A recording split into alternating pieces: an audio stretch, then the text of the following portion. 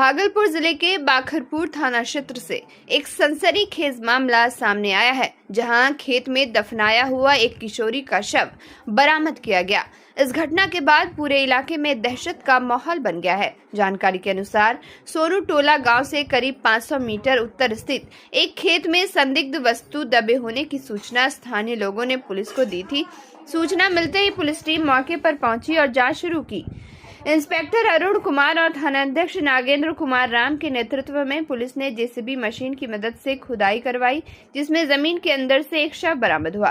प्राथमिक जांच में शव किसी किशोरी का बताया जा रहा है। हालांकि अब तक उसकी पहचान नहीं हो सकी है। घटना की गंभीरता को देखते हुए एफएसएल टीम को भी मौके पर बुलाया गया, जिसने साक्ष्य जुटाकर जाँच शुरू कर दी है।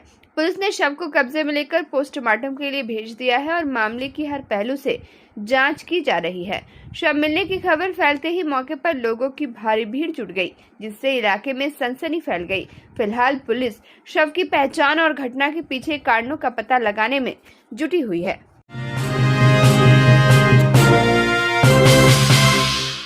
भागलपुर के नाथनगर थाना क्षेत्र में रविवार की देर रात चोरों ने एक ज्वेलरी दुकान को निशाना बनाते हुए चोरी की घटना को अंजाम दिया। यह घटना रेलवे स्टेशन के समीप स्थित पूजा ज्वेलर्स की है, जहां से चोर लगभग 25 से 30 हजार रुपए के आभूषण लेकर फरार हो गया। घटना की सूचना मिलते ही नाथनगर थाना पुलिस मौके पर पहुंची और जांच में जुट गई। वहीं चोरी की खबर फैलते ही स्थानीय लोगों की भीड़ दुकान के आसपास जमा हो गई। पीड़ित दुकानदार जितेंद्र कुमार सोनी ने बताया कि रविवार रात वे दुकान बंद कर घर चले गए थे। सोमवार सुबह उन्हें चोरी की सूचना मिली। जब वे दुकान पहुंचे तो ताला टूटा हुआ था और अंदर से आभूषण गायब थे। उन्होंने करीब 20 से 30 हजार रुपए के जेवरात चोरी होने की आशंका जताई। बताया जा रहा है कि पास के किराना दुकान में भी चोरों ने ताला तोड़ने की कोशिश की, लेकिन वहां से वे सफल नहीं हो सके। फिलहाल पुलिस आसपास लगे सीसीटीवी कैमरों और गुप्त सूचनाओं के आधार पर मामले की जांच में जुटी है। जल्द ही चोरों की पहचान कर गिरफ्तारी की उम्मीद जताई जा रही है। सुबह आए तो देखे कि दोनों ताला जो मेरा टूटा हुआ था, फिर बाद में पता चला यहाँ पर सबको हल्ला कर रहे थे, चोरी हो गया है। लेकिन दो शटर का दोनों का जो है अंदर का ताला वो नहीं टूटा हुआ था। अच्छा, कुछ नुकसान भी हुआ है? नहीं, फिलहाल तो अभी तक हम लोग खोल के नहीं देखे हैं। खोल के देखने के बाद ही पता चले नुकसान हुआ है कि नहीं हुआ है।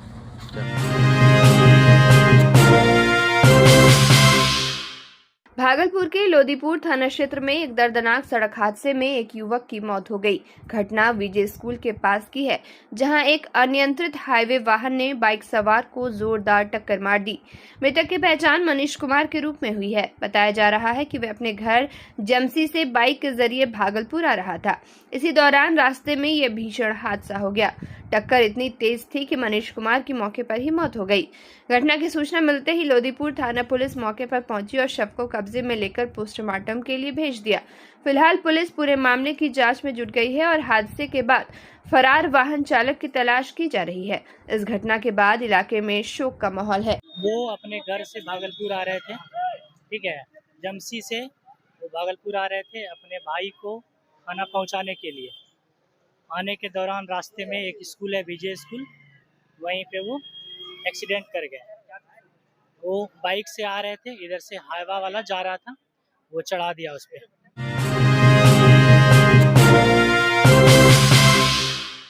भागलपुर में सोशल मीडिया पर एक वीडियो तेजी से वायरल हो रहा है, जिसने इलाके में दहशत का माहौल बना दिया है। वायरल वीडियो में एक युवक हाथ में हथियार लेकर खुलेआम घूमता नजर आ रहा है। इतना ही नहीं, युवक किसी को धमकी देते हुए फायरिंग करता हुआ भी दिखाई दे रहा है। बताया जा रहा है कि यह वीडियो बराड़ी थाना क्षेत्र का है। हालांकि इसकी आधिकारिक पुष्टि अभी तक नहीं हो सकी है। वीडियो सामने आने के बाद स्थानीय लोगों में डर का माहौल है और सुरक्षा व्यवस्था को लेकर सवाल उठने लगे हैं। वहीं इस वायरल वीडियो की पुष्टि हमारा चैनल नहीं करता है। फिलहाल पुलिस पूरे मामले की जांच में जुटी हुई है और वीडियो के आधार पर युवक की पहचान करने की कोशिश की जा रही है। पुलिस का कहना है कि जांच के बाद ही पूरे मामले का खुलासा किया जाएगा और दोषी के खिलाफ सख्त कार्रवाई की जाएगी। दुकान पे छोटे भाई को बैठा करके रखे हुए थे। हम गए थे घर में फ्रेश होने के लिए, तो वो दो लड़का आया, एक सुमन नाम है, एक मुरारी ठाकुर नाम है। आने के बाद दुकान में छोटे भाई से सिगरेट मांगा, वो गए अंदर सिगरेट निकालने के लिए। फ्रिज खोल करके अपने से वो लस्सी निकाल लिया, पॉकेट में रख लिया, लस्सी चोरी कर लिया दुकान से। फिर हम आए बाहर तो मुझे पता चला कि लस्सी चोरी करके लेके गया, दुकान में पैसा भी नहीं दिया है। फिर हम गए उसके घर पे खोजने के लिए, नहीं मिला। तो मुरारी एक लड़का है, मुरारी बोल करके लड़का मिला। उसको बोले कि तुम जो लस्सी पी रहा है वो कहाँ से लाया लस्सी तुम? बोला हमको नहीं पता, हमको सुमन दिया है। बोले तुम भी तो गया था हमारे दुकान पर। फिर उसके बाद वो उसे पैसा मांगे, उसको बोले हम सुमन को तुम बुला करके लेकर करके आओ। तो बोला कि सुमन के घर पे आप कहीं नहीं जा रहे, हमको कहे बोले जाने के लिए? हमने तुम्हारा दोस्त है ना सुमन रे, तुम बुला करके लेकर के आओ।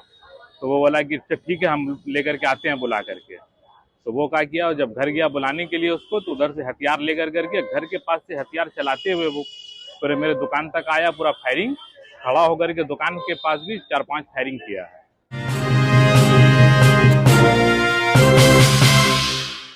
भागलपुर के Jawaharlal Nehru medical college and hospital में इलाज को लेकर गंभीर आरोप सामने आए हैं। नाथनगर विधानसभा क्षेत्र से बैजलपुर पंचायत स्थित कुरपट गांव की निवासी माला देवी को इलाज के लिए भर्ती कराया गया है, जहां परिजनों ने ऑपरेशन के नाम पर 40,000 रुपए की अवैध मांग का आरोप लगाया है। मामले की जानकारी मिलने पर नाथनगर विधानसभा से राजद प्रत्याशी रहे SZ हसन अस्पताल पहुंचे और मरीज व परिजनों से मुलाकात कर पूरे घटनाक्रम की जानकारी ली। इसके बाद उन्होंने जिला प्रशासन भागलपुर को भी मामले से अवगत कराया। हसन ने बताया कि अस्पताल से ही हड्डी रोग विभाग के हेड से फोन पर बात कर मरीज को उनके यूनिट में भर्ती कराने का अनुरोध किया गया, जिसके बाद तत्काल कार्रवाई करते हुए मरीज को एडमिट किया गया और वैकल्पिक बेड की व्यवस्था भी कराई गई। उन्होंने अस्पताल अधीक्षक से भी बातचीत कर आरोपित कर्मियों के खिलाफ सख्त कार्रवाई की मांग की। हसन ने कहा कि सरकारी अस्पताल में किसी मरीज से पैसे की मांग करना बेहद गंभीर मामला है और इसमें शामिल लोगों पर कड़ी कार्रवाई होनी चाहिए। साथ ही उन्होंने यह भी सुनिश्चित करने को कहा कि मरीजों को समुचित और निःशुल्क इलाज मिले, ताकि भविष्य में इस तरह की घटनाओं की पुनरावृत्ति न हो। एक पेशेंट है माला देवी, 30 तारीख को उसका इंजर्ड हुई, वो कमर में उनको पेल्विस उसका डिसलोकेट हुआ, ऑपरेशन होना था। 30 तारीख को डॉक्टर कनायला के ट्रीटमेंट में यहाँ पर उनके यूनिट में एडमिट है। और जैसा इनके परिजन का कहना है कि फिर प्राइवेट क्लिनिक में बुला के उनको बोला गया कि आप 40,000 रुपया दीजिए तब आपका हम ट्रीटमेंट करेंगे, और जब नहीं दिया तो ऑपरेशन थिएटर से 2-2 बार बाहर कर दिया और अभी उसको रेफ़र कर दिया गया। फिर हम यहाँ पे आए, हमको जानकारी मिली, वस्तु से अवगत हुए। वास्तविक में पेशेंट बड़ा बेचैन है और परिजन भी पूरा परेशान है।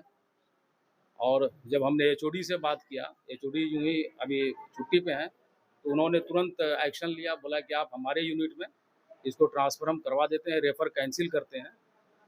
40,000 का डिमांड किया। हाँ, तो वो अभी दूसरे यूनिट में कर रहे हैं। ये गंभीर बात है कि अगर सरकारी अस्पताल में पैसा के लेके अगर डॉक्टर इलाज करना शुरू कर दे तो फिर लोग कहाँ जाएंगे।